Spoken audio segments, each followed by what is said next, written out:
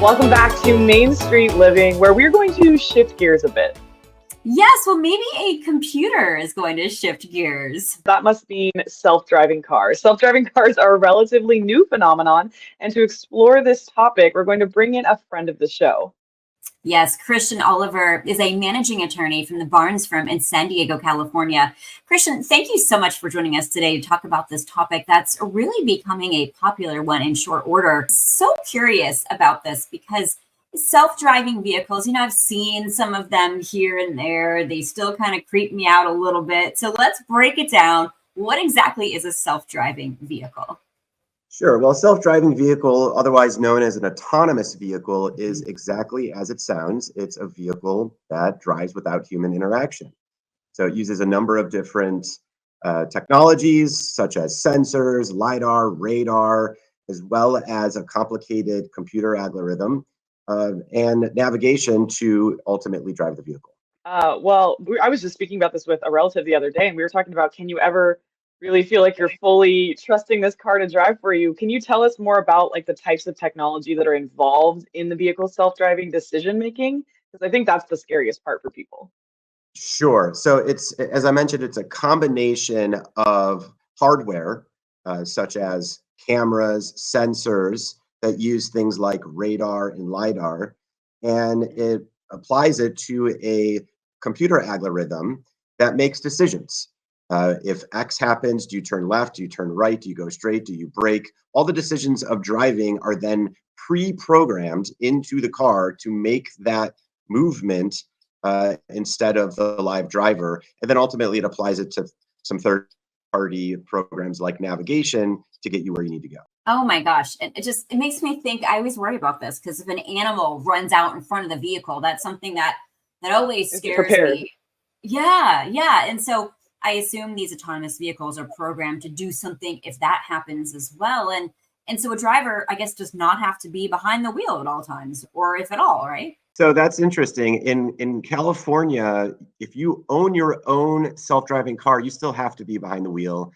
We've all seen the Oh, news segments where you have the guy taking a nap in his backseat and he gets pulled over and he gets arrested because it's not allowed right now. Even if the car is capable of doing it, the regulations don't allow for it. However, for those in the Bay Area, you might see some robo taxis yes. where it's straight out of the future. There's no human driver. You're in the back with the machines. So I hate to be the bearer of, well, whether it's good or bad is up to you, but the news is the future is here. Wow. Yeah. And my friends have done that in the Bay Area. They've gotten their phone out and they've ordered one of those and they get in and there's no driver. I'm sorry, that creeps me out. Danielle, what do you think? I'm telling you, Shaw, I was just speaking about this with a relative, and I'm glad that we have Christian here because he's from the Barnes firm in San Yes. Diego, and this ties directly into the world of personal injury. If something happens, if there's an accident, who's at fault for that when there's no driver? Oh, yeah. Who's at fault? Good question.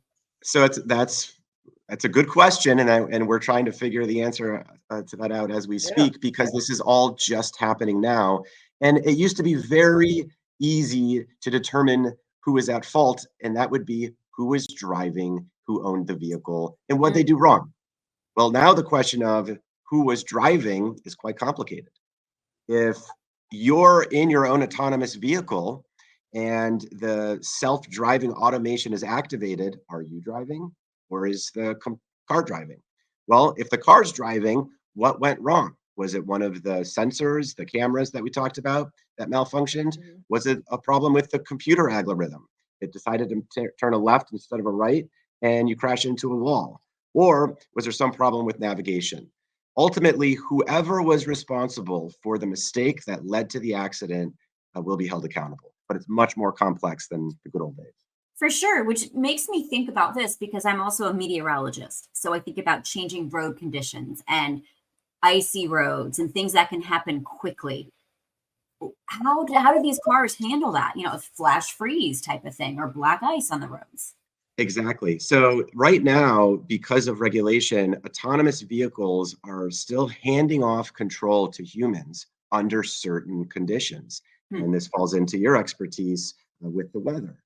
And that begs the question, if automated cars are superior in reaction time, that's fantastic. But what happens if their reaction is to give the control of the car back to you and you're not immediately prepared to deal with that hazard? It's causing a lot of problems that need to really be dealt with. Yeah. Well, definitely an interesting topic. And Christian, we love having you on the show. Christian Oliver from the Barnes Firm, thank you so much for joining us on Main Street Living today. Always my pleasure. Oh, Danielle, I could talk to Christian all day about this and just how weather plays a role in it. There's so much that goes into it. And we're going to have more with Christian in fact coming up in later next week. So I'm looking forward to that. In the meantime, though, stay tuned for more right here on Main Street Living.